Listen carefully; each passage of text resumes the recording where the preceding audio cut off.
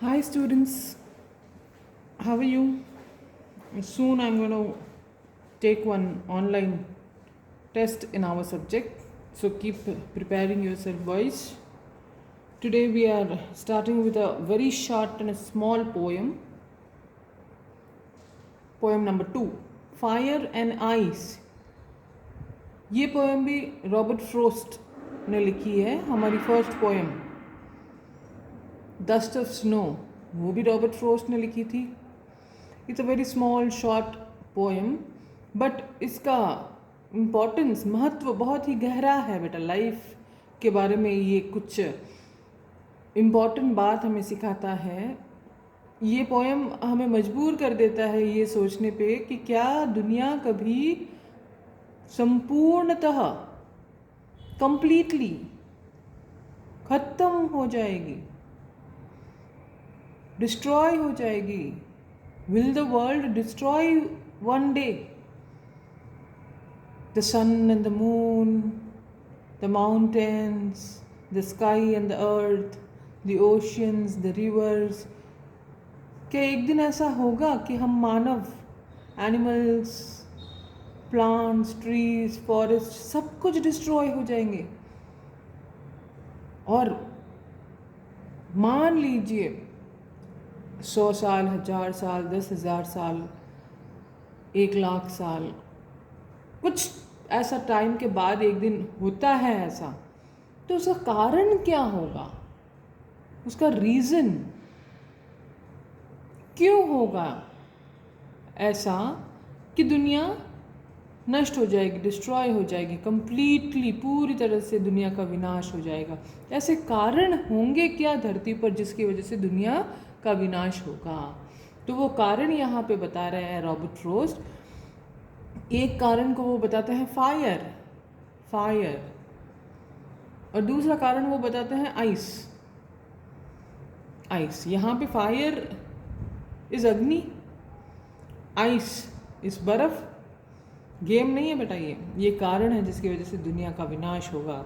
Listen to it very carefully. It is a very small but a very understanding, meaningful poem.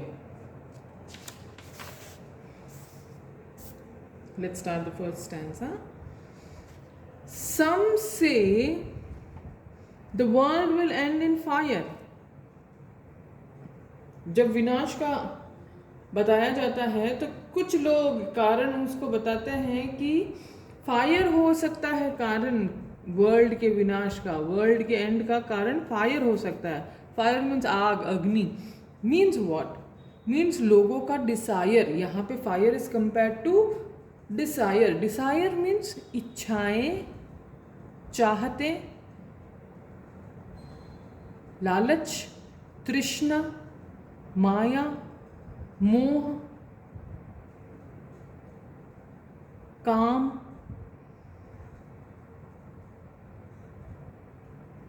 There are physical, emotional, materialistic desires. खूब सारे डिसायर्स हैं जो इंसान के कभी ख़त्म ही नहीं होते हैं.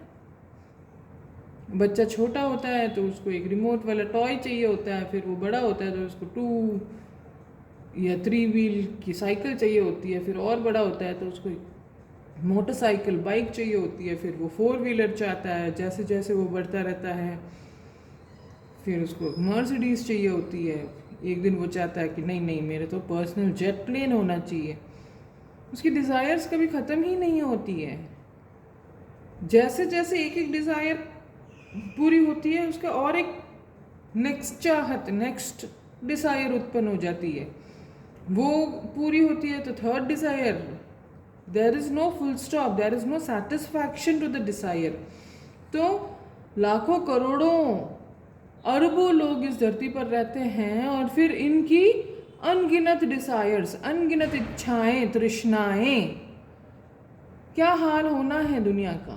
तो ये एक कारण होगा कि why world will one day completely end. Next, some say in ice.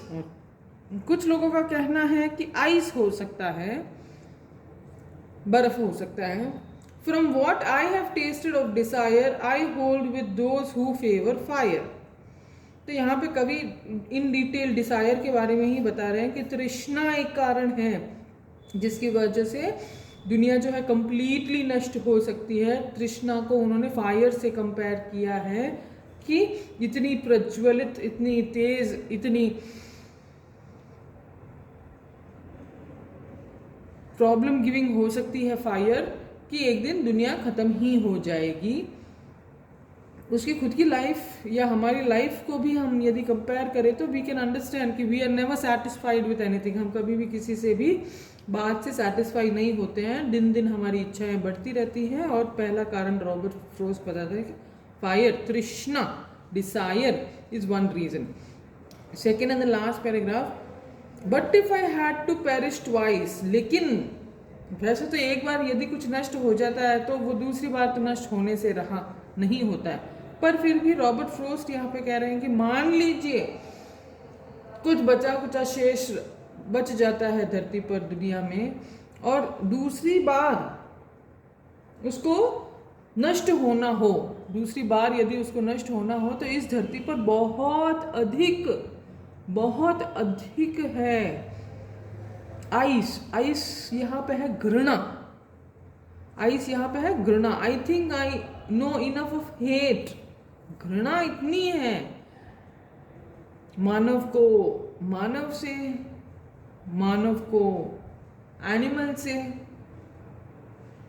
मानव को हर किसी से इतनी घृणा है धरती पर, एक दूसरे पर, भाई को भाई से, पति को पत्नी से, बच्चों को माँ बाप से, पड़ोसियों से, उच्च अधिकारियों से, अन्य अधिकारियों से, बस। पर है किसी न किसी से तो घृणा है, घृणा का भी कोई अंत नहीं है। तो यदि दुनिया को दूसरी बार नष्ट होना हो तो वो कह रहे हैं तृष्णा तो है ही, फायर, डिसायर नंबर 1 पॉइंट है ही। दूसरा, there is enough of ice, जिसको हेट्रेड से कंपेयर किया हुआ है, नफरत से, घृणा से कंपेयर किया है। ये भी इज ऑल्सो ग्रेट, यहाँ पे ये भी इतना ग्रेट है, इतना अधिक है। एंड वुड सफाइस, और ये बाकी का बचा हुआ शेष उसको भी पूरी तरह से सफाइस, खत्म कर देगा, संपूर्ण तरह से नील हो जाएगी दुनिया, पूरी तरह से फिनिश हो जाएगी। तो यहाँ हमारी ये पोएट्री फिनिश होती है। And students, it's a very deep thing to think about. हमें भी इस बारे में सोचना चाहिए, पूरी दुनिया का नहीं, कम से कम खुद का, सेल्फ का हम सोच ले कि हम में कितनी डिसायर्स हैं, हम में किसी के प्रति कितनी घृणा है। और दुनिया का भला करे ना करे, खुद का हम भला कर लें, हम अपने अंदर की इच्छाएं, डिसायर्स और अपने अंदर की घृणा, हेट्रेड को कम करने की निश्चित रूप से कोशिश करेंगे। ये हमारे फिजिकल एंड मेंटल हेल्थ दोनों के लिए बहुत अच्छा और ज़रूरी है। Okay, see you the next class. उम्मीद है कि पोएम अच्छी लगी और समझ में आई। Bye bye.